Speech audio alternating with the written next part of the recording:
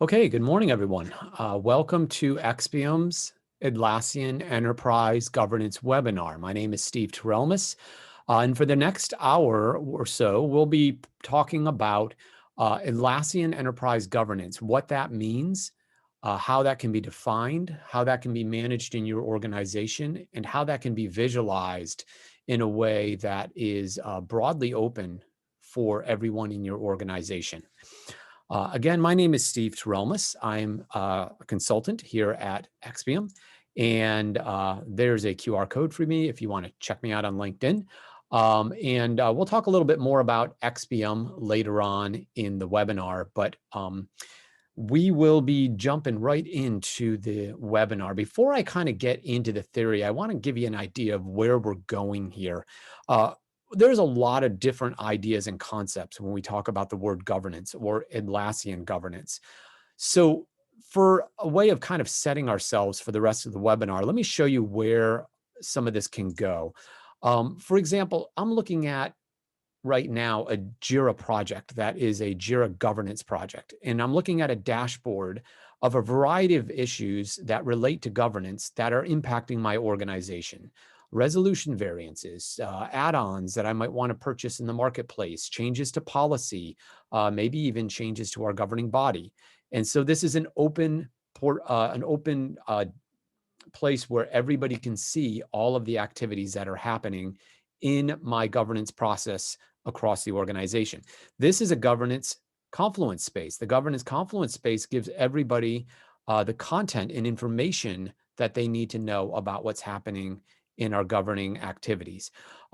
So everyone has the same idea, right? We're all pulling the same direction when it comes to understanding what governance is, who's impacting our governance in the organization. If we want to do something, what is the proper process for that? If we want to even be involved ourselves in the governance process, how do we get involved? All of that is very open and available to everyone. So this example of governance is something that I'm going to come back to at the end of the webinar, but I want to give you an idea of where we're going to, because this idea of open, organized, and managed governance is really important for the success of governance. But before we get into this, let's take a step back and talk a little bit about what governance actually is and what is good governance and how do we create and foster good governance in our organization. Much of what I'm going to be talking about today is around the Atlassian platforms, but the ideas that I'm talking about are much broader than Atlassian. You can implement these governance ideas utilizing any software tool that you have in your organization or anything in your organization that needs the idea of governance. So the Atlassian tool becomes just an example of how we can manage good governance, but applying good governing principles can impact you across your entire organization. So what is governance? And more importantly, what is your enterprise governance? So this is a pretty crude pictorial idea of what governance could be.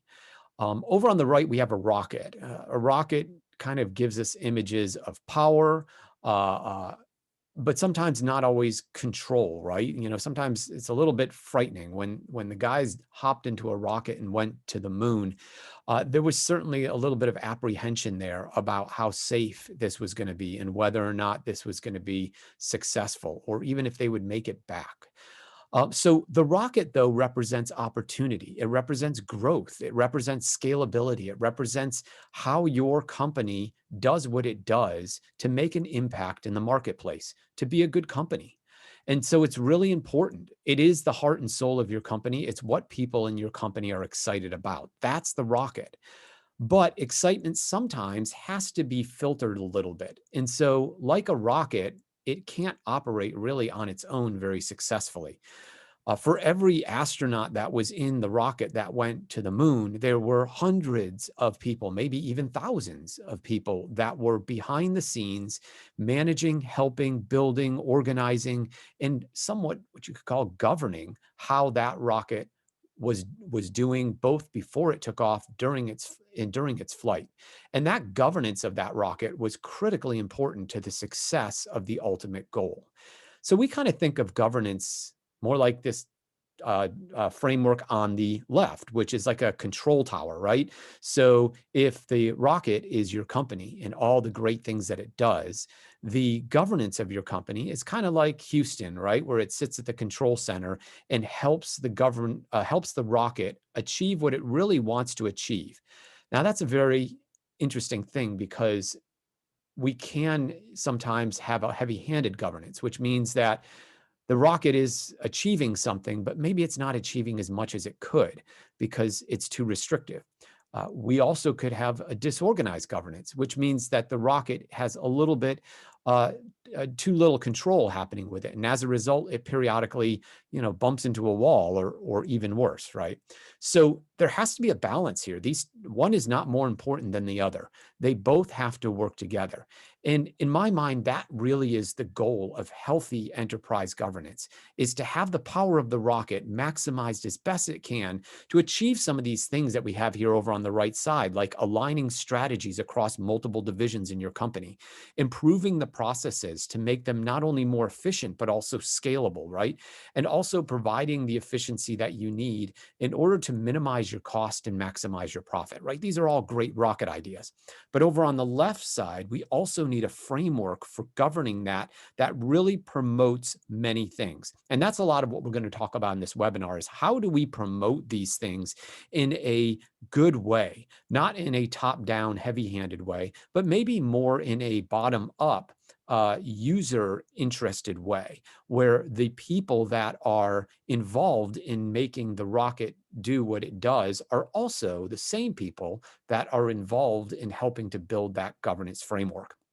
So what are some of the key principles around governance that we really want to see in order to be successful, not only in our theory of governance in the enterprise, but also in our practice of governance and in the products that we use to help manage and organize governance? What are some of those principles? Well, I kind of have a little silly acronym here that I came up with that helps us remember this. But the first one is representation. You want more than just a vice president writing a policy and handing that down. You want to have broad representation into governance. Openness. When you create governance or when you have processes around governance, you don't want people wondering what that is. And that can be something as big as, hey, we need to migrate our entire Atlassian platform from an on-prem platform onto a cloud platform. Well, what kind of openness do we have in that conversation? It could be something small like, hey, I want to buy this little add-on. How do I go about and buy that add-on? How do I navigate the governance process of buying the add-on correctly? So openness is very important as well. We want to make sure our processes and our tools demonstrate that openness. Coordination, the ability to bring multiple people together, and not necessarily in a way that wastes time, right? We don't need more meetings. That's the last thing we need, especially in a large enterprise, is more meetings. We actually want to try to reduce those meetings. So how can we create coordination in what we're doing, how we're moving our rocket forward, and the governance around that, while at the same time not creating a lot of extra meetings? Knowledge. So, right, knowledge is what you always want to promote within your organization. Knowledge can be the fuel in your rocket, right? We want to make sure that if somebody knows something, anyone else that can create value with that knowledge also knows it. So we want the knowledge to be out there. We want people motivated to learn. We want people to be motivated to share that knowledge. We don't want to punish people for sharing the knowledge. Expertise is knowledge that's knowledge plus time, right? So we all know how it works. Anybody can learn something, but it's not until you actually live it that you really have that expertise. Going back to our analogy of going to the moon, there were a lot of people that probably learned how to be an astronaut, probably even learned all the switches and dials within the rocket that took the astronauts to the moon. But there was only a handful of people that had the true expertise of going to the moon, landing on the moon, walking on the moon, returning to Earth safely. That's the difference between knowledge and expertise. Both are important. In fact, oftentimes, because we have a broader collection of people that have knowledge than people that actually have expertise, we can create a strong environment where the people with the expertise can lean more heavily on the people that have the knowledge. And they can, at the same time, give people who have the knowledge better expertise. So these two go hand in hand. finally is teamwork, which is really what I was just talking about. Teamwork is when everybody is pulling together for the same purpose. Teamwork is where people don't care if one person or another person is successful when the rising tide lifts all ships. So teamwork is something that obviously we want in an organization. Atlassian is huge on teamwork. In fact, if you follow their stock ticker on the markets, their stock ticker is actually TEAM, because their entire purpose of creating Atlassian tools was to promote the idea of teamwork. But teamwork has to be something that you constantly work to achieve. It doesn't happen automatically. And so sharing ideals and sharing interests, and also collaborating on what you're doing with all the other elements of your business, do help to promote teamwork. And so that's really important. And again, of course, we want to make sure that the tools that we use for governance also promote teamwork as well. So Rocket: representation, openness, coordination, knowledge, expertise, and teamwork. Building a framework on that is going to really do a great job of promoting healthy enterprise governance that allows your rocket to achieve its maximum potential. Okay, enough of the fluffy philosophy stuff. Let's get into some more of the meat of it. What exactly is governance? So let's talk about a governance vision. I wrote this sentence here to kind of try to succinctly identify what a governance vision is. So this says ensuring an ongoing balance between the enterprise goals and the enterprise growth. So, okay, what's enterprise goals, enterprise growth? Well, that can kind of be like your rocket and your control station, right? The right balance there. But then also it's via flexible controls. We don't want to be rigid with our processes. We don't want to be rigid with our controls. Far too often, we get into this mentality that I've got to build the perfect process because this process is going to be used for the next 10 years. We all know, living in an enterprise, that even though enterprises' values, even though the key core competencies of enterprises and the key products that they produce tend to remain stable for many years, oftentimes the processes and the controls within that are very flexible. So when we build things, we want to keep in mind that for two reasons, that these are going to change, right? We don't want to waste too much time building a process that really is going to change in 6 months. And at the same time, we don't want to handcuff ourselves into feeling like we can't ever change our processes. We want our processes, like our work, to be iterative. So growth via flexible controls, right? Managed directly by the employees. This is the important thing. The employees, the people that are doing the work in your organization, are often the best representatives of how things can be done well. They are the ones that are going to understand how you can build a healthy structure that will promote teamwork. So whenever we're looking at our governance vision, we don't want to look from the top down. We want to look from the bottom up, grassroots, employees motivated, right? Of course, eventually throughout the process, we will run into those times where we need somebody to write a check. And so we definitely need somebody that's got the check writing power to do that. And that's why we do still have some people at the top involved in our governance process. And there are sometimes decisions, hard decisions, that need to be made, right? So we do need people at the top that can cast the right vision for that. But by and large, we want active and frequent involvement with the grassroots level as well. So managed directly by the employees who best understand the purpose and value of Atlassian products or any other enterprise software solution you're managing across the organization. Now, your employees are going to understand that, but of course, they're going to be very myopic, right? They're going to understand what's happening in their area of the organization. So that goes back to that idea of openness and coordination as well. So there's our governance vision. Of course, you'll notice the two key words that I identified there were balance and employees, because I think those are the two most important words of this statement. Then we also have the purpose of governance. What is the purpose of governance? Well, the purpose of governance is going to be that body, which may be a collection of groups of people specifically, or it just might be the dynamic movement of governance that we have in our organization. But that governance body will support the creation, discussion, decisions, and implementation of Atlassian products, applications, components, and configuration. So anything that is happening on the Atlassian side of the world and the Atlassian ecosystem is going to be brought through this governance process. And again, of course, it's really important that we don't make that something that becomes a difficult process. We want to keep that process open and free flowing. Okay, so that's our governance vision and our governance purpose. That's still, we're kind of at the 10,000 foot level here. Let's keep going down a little bit further down to where the real work is done. What are some of the real things that are happening in our organization, and how does governance play a factor in those? Well, let's start off with what I call the 4 key goals of governance. Why do we really care about governance, right? These are key goals that are important to your company, to your rocket, right? But governance should align with these as well. Obviously, scalable growth. Most companies out there want to grow. If you're not growing, chances are you're not going to be around for very much longer. So scalable growth is very important. Visible control, the ability to control things, yes, but also to have that visible, right? Have that open so that people can see what's going on. There's nothing kind of happening behind the scenes, so people are confused. Wait, we did this last month. Why is it changed now? People can go and see very easily why it's changed. User ownership. Who is out there that understands the tools that we're trying to govern? Let's motivate them to be part of this process. And of course, knowledge sharing. Whatever one person knows, anybody should know if that can help us become a better company. So those are our 4 goals of a governance process, and very likely 4 goals of an organization as well. So hopefully we can align those. Now, where do those goals get applied? What is the activity that's happening? We're kind of getting down to the 5,000 foot level of where we're going with this. Well, if we're thinking about Atlassian, you're going to have a number of Atlassian products that exist out there. For example, Confluence.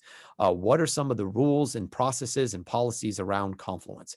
Jira, right? What about Jira? What about source control or user management? What about portfolio management? There's a number of portfolio management tools that exist out there now. Advanced roadmaps, Jira Align.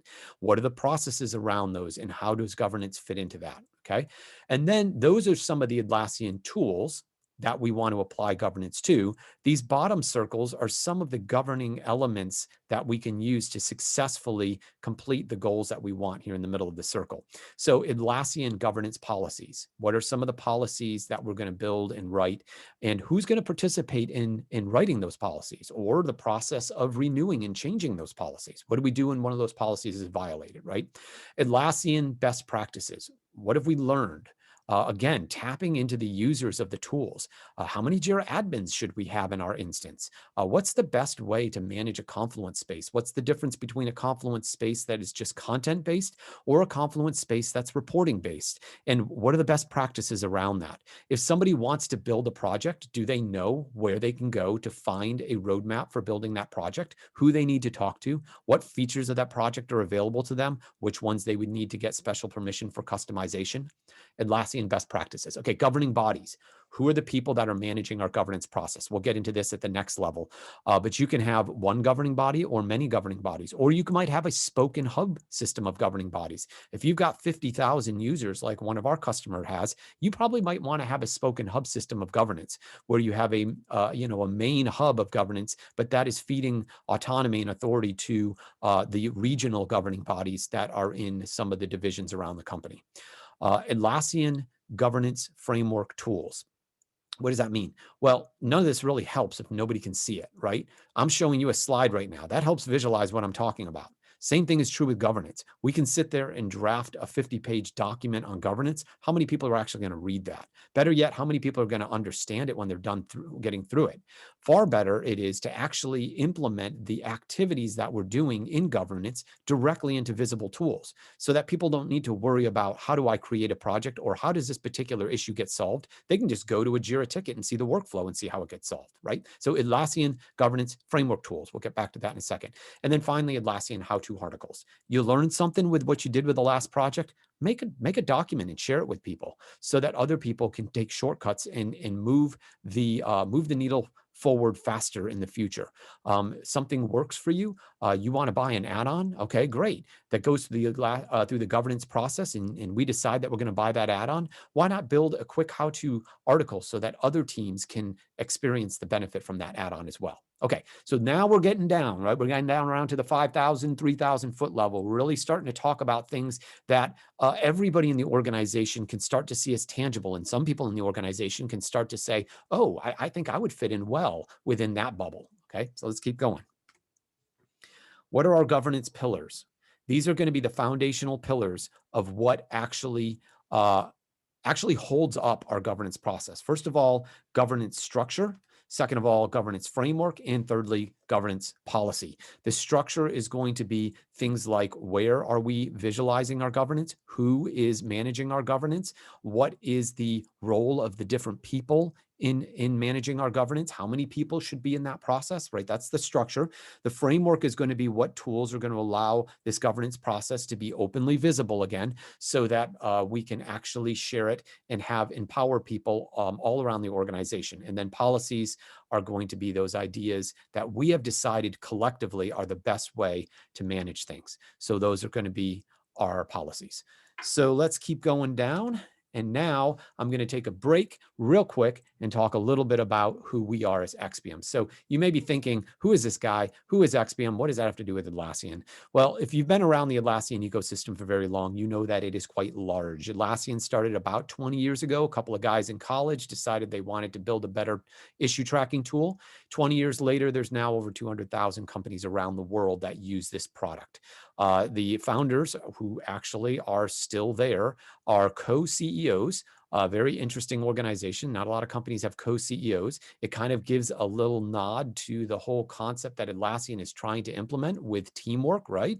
Co-CEOs are a great way to promote teamwork across an organization, but they're still in the company, and it is growing phenomenally, right? There are hundreds of thousands of companies that use Atlassian. There are probably about 3,000 marketplace add-ons that exist in Atlassian, and there are about 500 Atlassian partners in the partner network at Atlassian. XPM is one of those partners. Now, what is a partner? Okay, Atlassian does something a little bit unique. They actually have a very active and direct connection and role with their partners. Other software companies do have partner networks, but I've never seen one that actually depends on their partners as much as Atlassian does. If you send an email to Atlassian and say, hey, we're looking for a cloud migration, or we're looking for some help with governance, they will send you to a partner. They won't get on a call and talk to you. They'll say, well, that's great. I'm going to connect you with XPM. They've helped other people out like this in the past. And so talk to them about it. Atlassian does this over and over again. The different partners that exist in the ecosystem do different things. Some partners just build applications that live in the marketplace. Some partners do consulting. Some partners do platform management. In other words, they'll actually help you host your Atlassian tools on their server platforms, kind of like AWS, and there's others out there. And some partners do a combination of those. There are different levels of partners. So you can be a silver, a gold, or a platinum. In order to be a platinum partner, you have to have a certain number of customers, and you have to have a certain number of your employees that are actually certified within Atlassian. XPM is a platinum solutions partner. We are one of 20 platinum solution partners in the United States. And as a result, we are a full service Atlassian solutions provider. What does that include? Training. Training can be something simple like a webinar. We also do exhaustive full 3-day classes on Jira. We call Jira Bootcamp. They're hands-on workshop-based classes. And we do private customized classes for whatever you need. Consulting. So what kind of help do you need? What kind of questions do you have? That consulting can be something where we're actually helping you build out a new instance, or maybe helping you understand what the best licensing structure is for you. Or maybe it's just an ongoing support agreement where you periodically get in connection with us and ask us for help on doing things and changing things. Custom development. If you are building something out and you need some sort of custom configuration within the Atlassian tools, or some sort of custom development that connects Atlassian tools to third-party products, or maybe a portal that sits on top of an Atlassian tool, we've done all of that. We actually have a sister company that works directly besides us called Oasis Digital. They are a software development company using an Angular stack, and so they will build any kind of custom solution that you need. And then finally, licensing. You can license directly with Atlassian if you want to. However, licensing through a partner is always a better option. Why? It doesn't cost you any more money, and a partner can always help you better answer the question of how to manage our licenses. What license do we need? What kind of changes is Atlassian doing out there in the licensing ecosystem? One of the big changes that's happening right now is Atlassian is moving all their cloud licensing to tier-based licensing. Jira has 4 tiers now: free, standard, premium, and enterprise. What are those tiers? What do they do for you? What's more valuable than another? That's why you want to license through a partner. And so if you have questions on any of this, reach out to us after the call and we can help you with any of this. Okay, enough about us. Let's get back to the idea of governance. So now we have kind of made our way back down to the ground level. So we kind of talked very high level theoretical ideas about governance. We then brought it down to the 10,000 foot level and talked about what kind of areas in our organization are affected by governance and what kind of areas in the Atlassian ecosystem are affected by governance. And then we talked about the pillars of governance. Well, now we're actually going to talk about the tools of governance. How do we make this thing work? What is the best way to actually implement a governance tool framework so that we can achieve all the governance goals that we want to? By the way, if throughout this organization you have any, or throughout this webinar you have any questions, put them in the Q&A in the Zoom, and we'll pick up on those at the end of the webinar. So let's talk about using Atlassian tools themselves at the ground level. Okay, where does the rubber hit the road? I'm going to go back now into my demo that I was showing you actually a few minutes ago. Let's start with Confluence, right? Confluence is a phenomenal opportunity. What's the difference between Confluence and Jira? Confluence is content management. Jira is issue project management, right? Confluence is not just a content tool. It is, or not just a documentation tool, right? It's not just like Microsoft Word or Google Docs. It's also a content portal. Notice as I go through this diagram of this Confluence governance space, notice how much of this is about content versus how much of it is actually about referencing things somewhere else, to find things, to identify things that you may not know were there, to help you navigate more what you're trying to do. If you're more interested in the Confluence tool, we have Confluence webinars that we do, as well as Confluence Confluence training classes. Okay, so here we have our homepage for our Atlassian governance space. First thing we want to tell people is, what is the purpose of governance? Well, we want to ensure an ongoing balance. This is the same thing I mentioned earlier. So this is going to give people an idea, especially people new to our organization, what we're trying to do with this governance. Over here on the right, we have a space directory. I'll get into some of those links and what the content is in those links as well. Down here, we might have some great diagrams that help us understand. Here's the one I was showing you earlier. Here's a diagram on how to structure a Jira project. Here may be just like a presentation document, a diagram around governance and the importance of governance. Over here is one that talks about the governance groups and the different groups and how they are aligned. We'll talk about all that later. You might have some link to great articles that came up.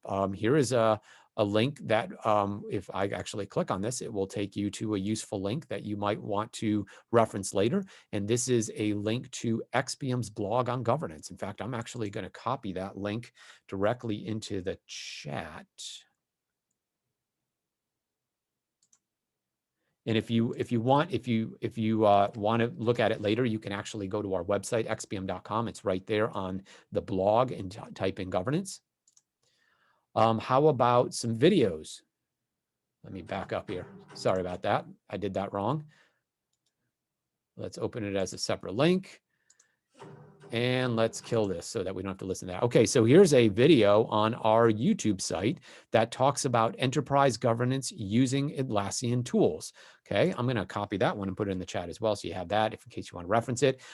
Or you can just go to YouTube. We have got a ton of videos out on YouTube. We have an entire video series on YouTube around governance. XPM worked directly with Atlassian and Google to do 3 governance forums over a period of 2 years around the country. We captured some of the best parts of those governance forums and created about 8 or 9 videos on our YouTube site. So if you're interested in that, just go to XPM, go ahead and subscribe. If you want to catch our videos, go to our playlists, and here is our playlist on our governance series. An excellent place. Some of them are short, some of them are long, lots of great stuff on that. Another playlist we have is our fun little XPM expedited explanations. That's just a list of videos that are all under 5 minutes that give you some quick ideas on how best to use tools like Jira and Tempo and other things. So this link here is going to direct people to that. So that's a really good tool as well. Okay, now let's explore this Confluence space a little bit more. Let me shrink this down a little bit here. All right, so over here, we're going to identify some very quick and easy ways for people to access the information they need to know about governance. Let's start with a governance structure. What is the governance structure? The governance structure is going to be those high-level ideas on how we structure our governance. Specifically, we're talking about our governing team, right? Who is our governing team? Well, our governing team may include an Atlassian steering committee, which is going to be a high-level committee that manages governance altogether, might be managing purchasing, might be managing communication with the other governing bodies, especially if you have large group of governing bodies. Then you might have an Atlassian product admin group or an Atlassian system admin group. The product admin group is going to be very functional. This is going to be the group that governs functional product activity. What add-ons would be good for our instance? What is the best way to build a project? If you need to do something in Atlassian tools, how do you do that? System administrative group is going to be the group that manages the system side of things. How do we manage our users? If we do buy an add-on, how do we implement the add-on into the stack? What is a migration going to look like between server and cloud? System administration group is going to be a broader group of people that may pay less attention to Atlassian, right? These are going to be people like your server admin, your email admin, your Active Directory admin. They have other jobs in your company. So we'll bring them in and out of the governance process as we need them. The product admin group is going to be more focused on Atlassian. Those are people that are probably going to be a smaller group than the system admin group, but they're more actively engaged. Then down here below is our grassroots governance momentum. All the users, all the product admins, all the product owners, right? They're going to be the people that are feeding ideas, thoughts, and things into the governing body. And hey, guess what? Many of them actually live within the governing body themselves. Many of them are in the product admin group. Why? Because they're the experts. Why not put them in the product admin group? Okay, what are some of the things that these folks can do? So for example, if you have a steering committee, maybe the steering committee is going to be the group that makes all the decisions for the products. Now, again, they can push down authority as far as they reasonably can. So maybe they only make big decisions and maybe some of the smaller decisions get pushed down to other groups. But guess what? I'm now looking at this as a new user to the company, and immediately I can see who the members are of the governing body. I can see what their role is in the organization. I can see what pillar they support. Notice I have a senior VP of software solutions here. Maybe he's the one that writes the check, but at the same time, I've got a Jira admin and a director of maybe a mobile, group as well. And over here, I actually have an open position. If you know anything about Confluence, you'll know that this is actually a link to a Jira ticket. We'll get to that in a second. I can actually use a Jira ticket to manage my open positions on these governing bodies, and then people can easily see what is happening with that particular position as it's being voted on. You all might also have some meeting notes that have taken place. By the way, we're going to use our Atlassian tools as best as possible to avoid meeting notes, right? Instead of having a meeting about something, we're going to create a ticket and have pass it around to people, and they can vote on it at their leisure, rather than taking people and having them have to go join another meeting, since their calendars are already loaded with meetings. Okay, that's the steering committee. Maybe the product admin group is a little bit bigger, right? This is the group who's actually going to be managing the configuration of the tool and all kinds of other things, right? So that might be a bigger group. And the people that are participating in that group may be a little bit broader, especially along the workforce. You may have some product owners in there. You might even have a developer in there, right? And then, of course, here's their information and their meeting notes. And then finally, you have your system admin group. This is going to be the group that's going to be responsible for that one-off technical activities that need to happen. It might be a broader group. It might be a narrower group. The people in here are obviously going to have roles in the company that are broader than just Atlassian. And oh, look, we have another position that we're looking to fill for this group as well.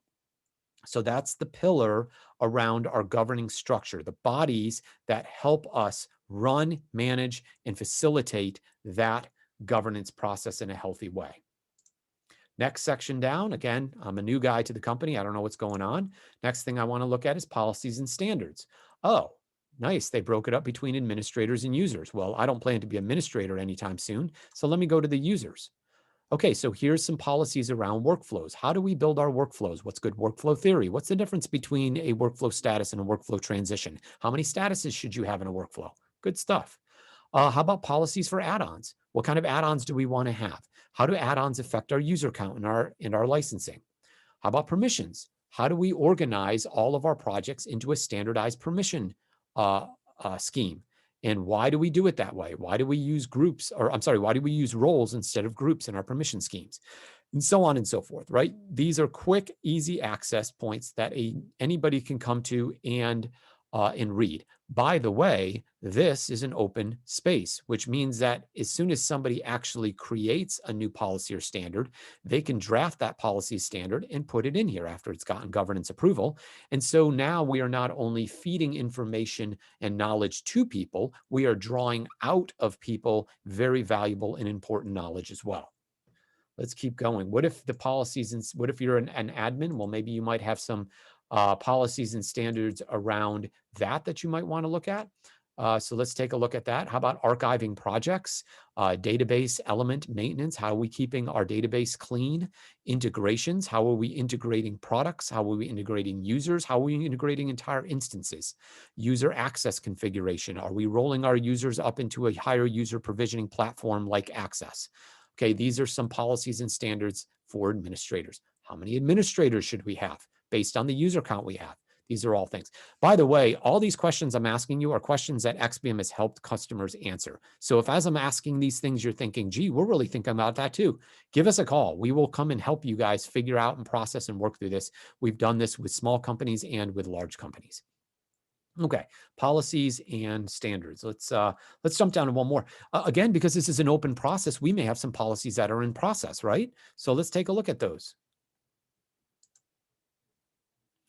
Here are some policies that we're actually thinking of building.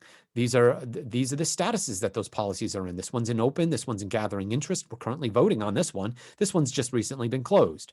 I can go into each of these Jira tickets and look at these policies that are in progress. I can contribute to those policies. I can comment on those policies. I have now a full open scale system that is highly efficient. I can immediately see what policies are happening. I can directly impact those policies by opening conversations. I can read conversations and comments that have happened before. I'll show you this when we get into the Jira side of the framework, but this is where a user can see it all in a nice log. We have a nice filter macro here being pulled into Confluence from our Jira governance project. All right, policies and standards. Let's close that one up and go to our third key element here, which is how-to articles. How-to articles are just going to be a reference. You can actually put a little search macro on here if you want to, but it's just going to be a reference guide for people to determine whether or not a problem they're having has been dealt with somewhere else. Here's one on Zephyr, which is actually an add-on in the marketplace. Maybe you're dealing with Zephyr for the first time and you have a lot of problems. You can go here and find out that, hey, Vicky actually did some work with Zephyr last year, and as a result, she put some lessons learned on here. Now, again, you can manage this however you want to. In XPM, we actually have a Confluence page where we manage add-ons. Now, what I mean by that is it's a knowledge base for add-ons. It's not necessarily repeating all the information that exists out there in the marketplace. I can go to the Atlassian marketplace, I can pull up Tempo timesheets, and I can read all the different stuff that's out there in the Tempo timesheets and how to use it and all that kind of stuff, right? There's no point in making that redundant in a Confluence page. If that's what I want, then I'm just going to create a link in the Confluence page to the Atlassian marketplace. I'm not going to repeat all that information in my Confluence page. What I'm going to do is I'm going to add unique information for XPM.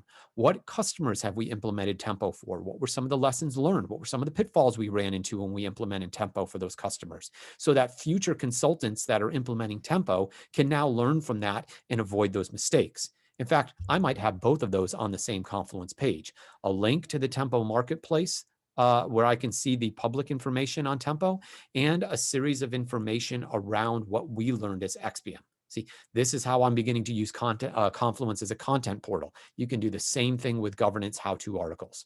Have public information just linked, and then have more specific information actually documented.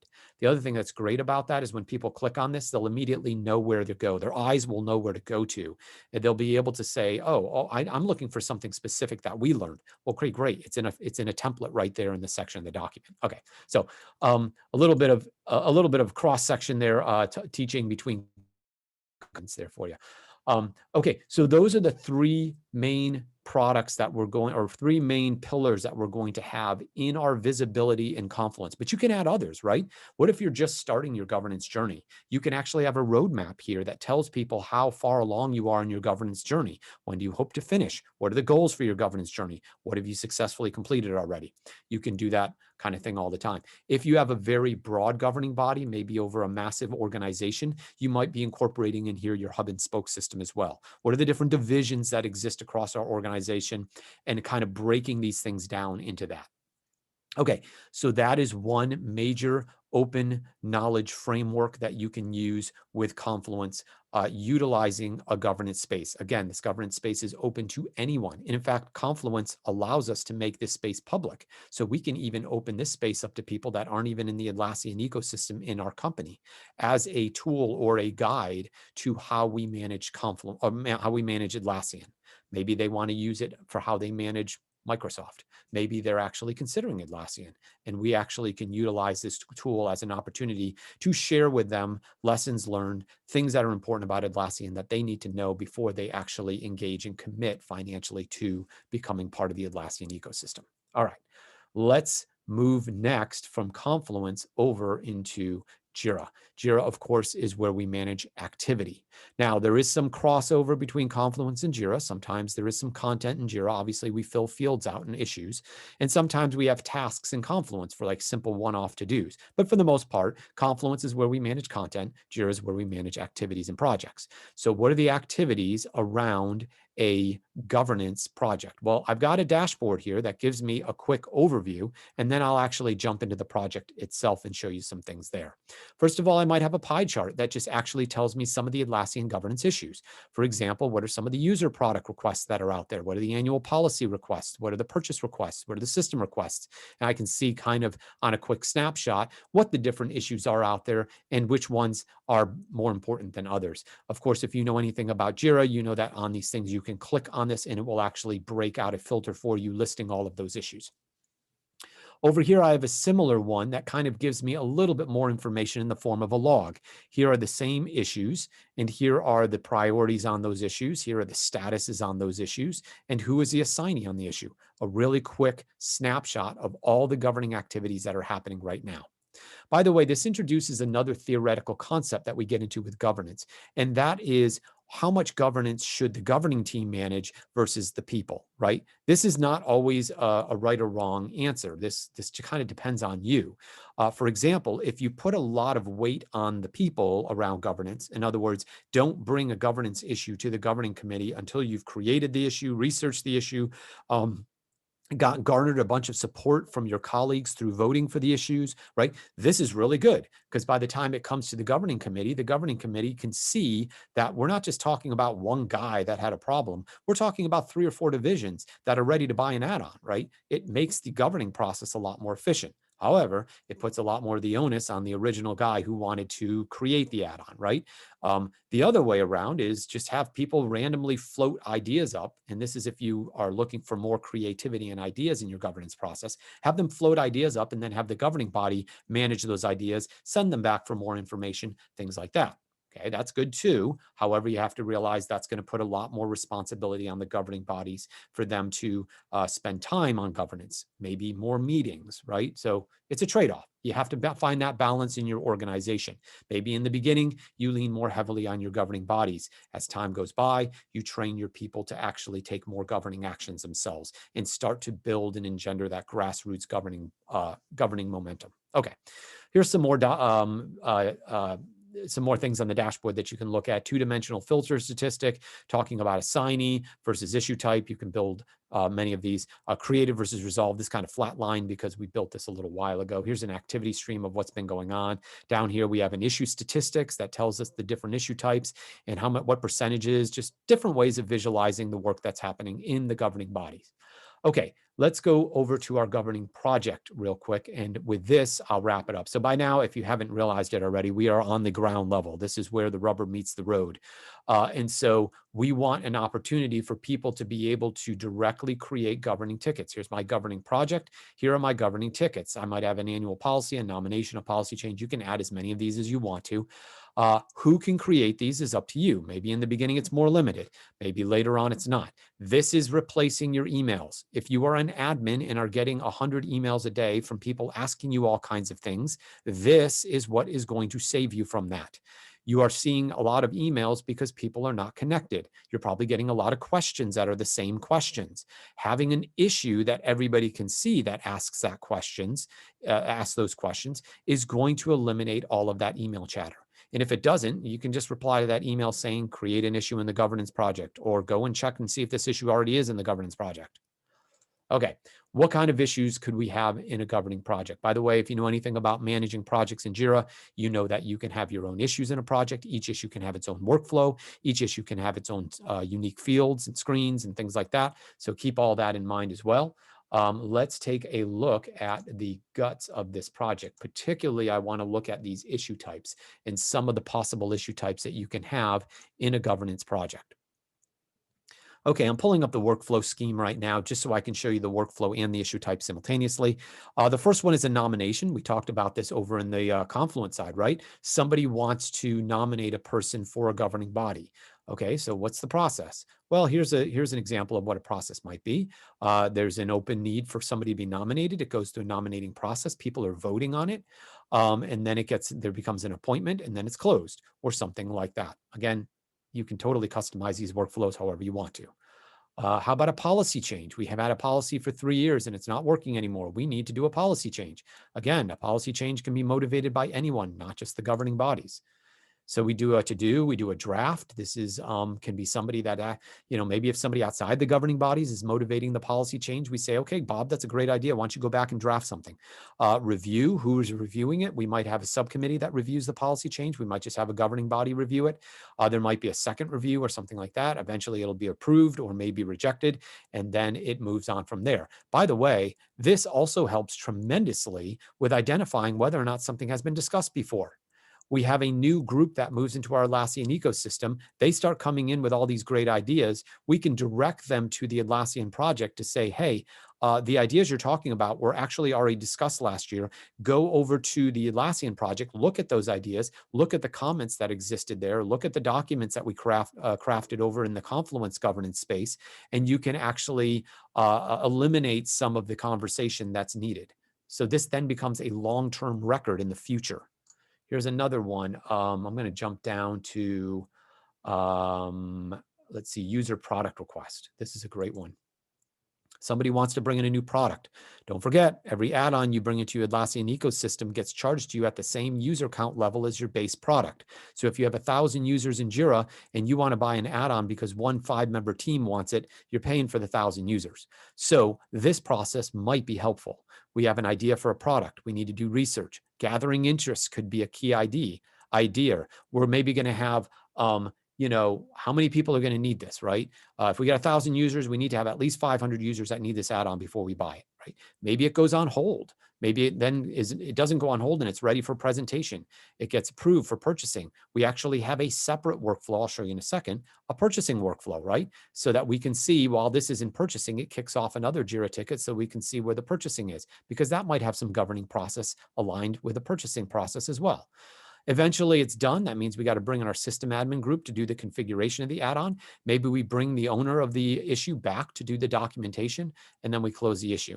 By the way, 5 years down the road, if we decide that we want to buy Script Runner, we can go back and look at the 5-year history of our user product requests that exist in the governance project to determine if we ever looked at Script Runner in the past before and why we didn't buy it. So again, this becomes a great historic log for us to track and to save time. This is the purchasing workflow I talked about, where it's got to go through maybe a validation or a bidding process and a purchase order or something like that. Okay, so these are the real actors around the governance process. You can have as many of these as you want in your project, and the processes can be the same or they can be different depending on how each of these issues are solved. But this is where the rubber meets the road. This is the real framework that you can structure and build so that as we go back to the ideas we were talking about earlier, as we go back to these governing framework, right? As we go back to this circle of governance goals and components, we actually have a healthy, open, vibrant, and used process and framework that everybody understands. And if they don't understand it, they can go out and learn it by just going out to the public information. Okay, so that is the concept of governance, especially in Atlassian products. But this concept of governance is something that you can apply, of course, to other products. We worked with a customer once that actually built out an Atlassian governance framework using Confluence and using Jira, but then they actually replicated that framework with another Confluence space and another Jira space for Microsoft because they figured, why not?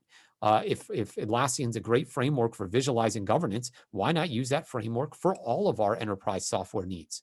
And you could have that all in the same governance space too. It doesn't need to be a separate governance space for different software. It could be the same, just depending on how complicated that gets. You might just need to manage that. Okay, so 1,000-foot level down to the grassroots, making it back to where we're actually supporting that 1,000-foot level. And again, the ultimate goal is that crazy rocket. We're trying to get that rocket to do the best it can while at the same time managing things as best as we can. All right, so I'm going to now flip over to a slide for upcoming classes. Here's another QR code. If you want to see our upcoming webinars, hover your phone over that QR code. We also have a lot of other classes coming up. We do a webinar almost every week here at XPM. So if you're interested in those webinars, you're going to see that on our website. But let's take a minute. We got about 10 minutes left before the top of the hour. Do we have any questions that are out there that you guys would like me to answer?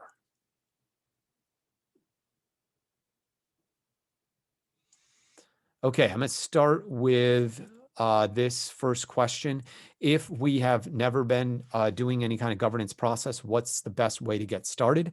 That's a great question. So you have to understand we do a lot of training, and a lot of times our training is very heavily based on best practices, good strategy. And so this idea of governance comes up in training, and oftentimes we get this question. Really, the best thing to do is to connect with somebody like us so we can see where you are in the process, right? How big is your instance? If your instance is 1,000 or 10,000 users, then I'm just going to sit you down and help you build a little framework. But really, we're going to need to get senior management buy-in before it's going to be successful. You can even build out a governance framework and kind of let it be that shining light on the hill that other people start gravitating toward, like, wow, what is this cool new thing? Oh, wow, this really works. And eventually, before you know it, you've got a lot of your users using it. That's kind of like a grassroots motivated process. But I'm going to tell you, when it comes to the ideas of governance, sometimes there is some territory wars that can happen. And so it does help to have senior management involved and bought into the idea. But the first thing you're going to want to do is organize yourself. You're going to want to have meetings with people so that people can feed ideas into the process. You're going to want to motivate people to be involved from the grassroots level. Then you're going to want to build your teams. After you build your teams, you're going to want to build your framework out in Jira. And then you're going to need to exercise some discipline. People are really hard. It's really hard for some people to move away from emailing, right? So you got to really kind of prod them into the governance process and get them to the point where they're using the process. But our help, the part that XPM can bring to you is we can bring the expertise that we've done with other customers with this. We can do governance training for you. We can do anything between like a 2-day quick governance consulting forum with you, all the way to like a full-scale governance implementation process that might have several phases to it. So. Also, by the way, a lot of times governance is something that is layered over some other motivation. There's a lot of people in the Atlassian ecosystem right now that are migrating their platforms from server onto cloud. A great time to implement a healthy governance process. If you're thinking of migrating, if you're thinking of implementing a new product, like for example, Jira Service Management is exploding right now. They've taken the Jira Service Desk product and they have exploded that thing out. You just need to go back to YouTube and watch our webinar on JSM, or come to one of our webinars that are coming up to see all the different things that Atlassian's doing with that. Again, a great opportunity to layer on top of that a new governance process that will help enhance that growth. So we find a lot of times when we do contracts for larger companies, we're going to be doing like a major cloud migration or an implementation of a scaled agile tool like Jira Align. And then if you looked at our contract down at the bottom, you'd see governance consulting, right? And it's like a little thing we'll slide in there as an additional value that we bring to the process, because those are great opportunities to implement that. So that's a really good question. Okay, I don't see any other questions right now. I appreciate you guys coming to the webinar today. I hope this was helpful. I hope this gave you some great ideas. Do not hesitate to reach out to us and ask us for questions or help if you need anything. Check out our website. Check out our upcoming classes. Right now, I'm just going to let you know our business model tends to follow where Atlassian is pumping money into their fiscal budgeting. So the activities that we are doing right now that are going gangbusters are cloud migration, Jira Service Management implementation, and expanding or scaling using portfolio tools like Advanced Roadmaps and Jira Align. If any of those things are things that you guys are considering as an organization, check out our information online. Come talk to me about it.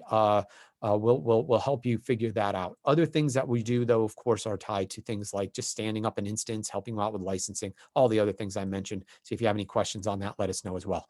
Thanks for joining today. I hope this was helpful, and we will see you out there in the Atlassian ecosystem.